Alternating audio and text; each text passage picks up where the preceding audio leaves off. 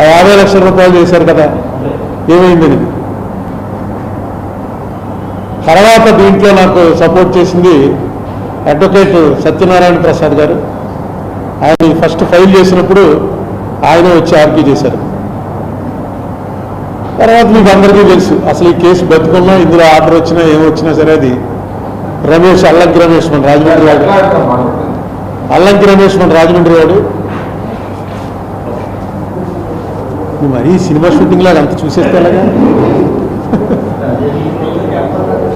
అల్లంకి రమేష్ మన రాజమండ్రి వాడు, ఆయన టీము అరుణ గుప్తా, నక్కి, హేమాంశు, వీళ్ళంతా నిజంగా ఇలా ఎవరో ఉండరు. ఎందుకంటే మనకే చిరాకేస్తుంది. ఎన్ని వాయిదాలు? 27 వాయిదాలు. ప్రతి వాయిదా కనిపెట్టుకుని ఉండాలి, ఇమీడియట్గా ఇన్ఫార్మ్ చేయాలి. ఆయన 2-3 సార్లు ఎక్కడికి వెళ్ళడానికి ఫ్లైట్ టికెట్ క్యాన్సిల్ చేసుకుని ఉండిపోయాడు మన గురించి. నన్ను పార్టీ ఇన్ పర్సన్ నేనేం మాట్లాడాలో నేను ఏం ప్రిపేర్ అయ్యేవాడు కాదు. ప్రెస్ మీట్ లాగే అన్నీ తయారు చేసి ఆయన రెడీగా పెట్టించేవాడు. మొన్న నాకు తెలిసిన సత్యం ఏంటంటే కోర్టులో వేరు, ఇక్కడ వేరు.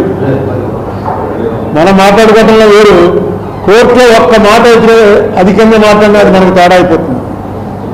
కోర్టులో నన్ను పట్టుకుని సిద్ధార్థ లోగరా గారు కడిగి పారేశాడు. కడిగి పారేస్తుంటే నేను కౌంటర్ ఇద్దాం అనుకున్నాను.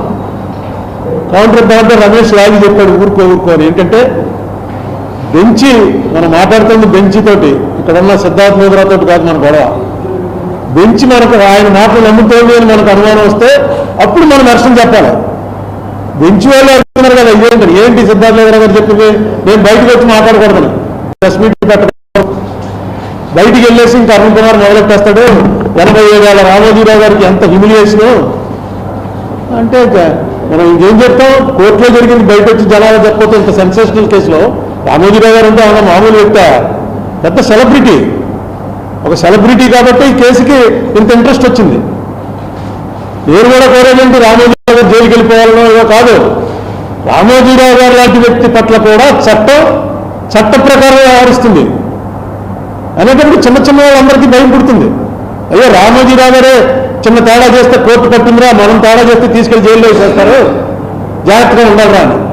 ఇది ఫైనాన్షియల్ నేరం. ఇది ఫైనాన్షియల్ నేరంలో ఇలా జరుగుతుంటే ఆఖరికి వచ్చి నేను ఆశ్చర్యపోయాను అనమాట. నేను ఎప్పుడైనా, మీరు ఎంతమంది ఉన్నారు, నేను ఎప్పుడైనా ఎవరి గురించైనా పరుషంగా మాట్లాడానా? ఎప్పుడైనా మాట వదిలి రామోజీరావు గారు అన్నారు, మర్చిపోయి రామోజీరావుని వదిలేశానేమో కానీ నాకు రామోజీరావు గారనే అంటాను నేను. ఆయన చేసింది డబ్బులు అగ్గొట్టేశాడు, పారిపోతున్నాడు, అమెరికా వేసా రెడీగా ఉంది. ఇవాళ ఈనాడులో వార్తలతో ఉండే. ఈనాడు కాదు, ఏనాటి నుంచి. ఒక రోజైతే నేను ఈనాడు తీసి ఆశ్చర్యపోయాను.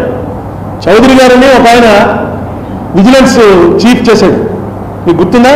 కేవీ చౌదరి, కొసరాజు వీరయ్య చౌదరి.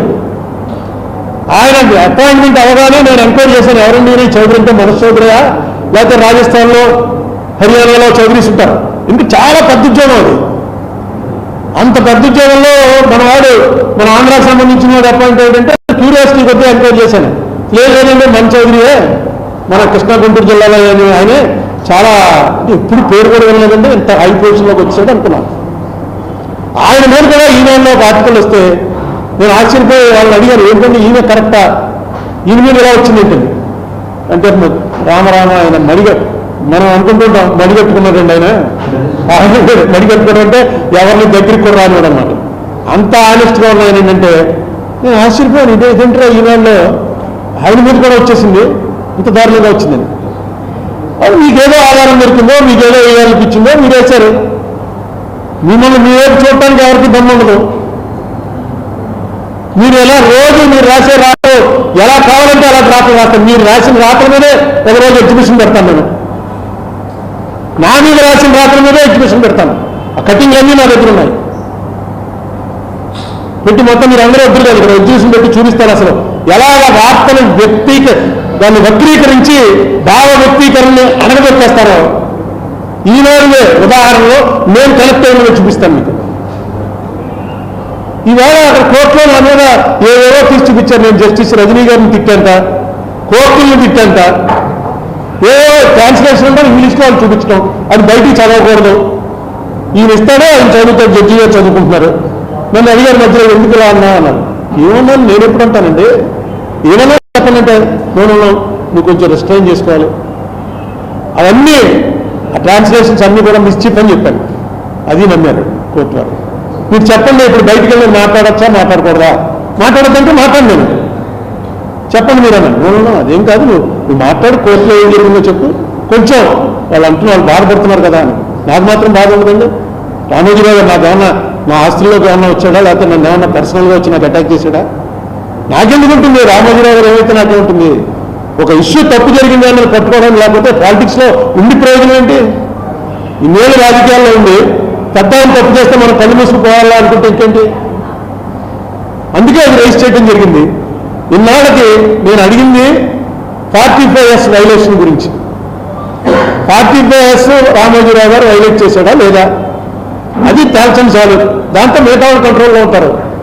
కానీ కోర్టు వారు ఇప్పటి వరకు ఇచ్చినటువంటి డబ్బులు ఏదైతే 2600 కోట్లు కూడా పే చేసామని వాళ్ళు చెప్తున్నారో, ఆ 2600 కోట్లు పే చేశారా లేదా కరెక్ట్గా తెలుసుకోవాలి.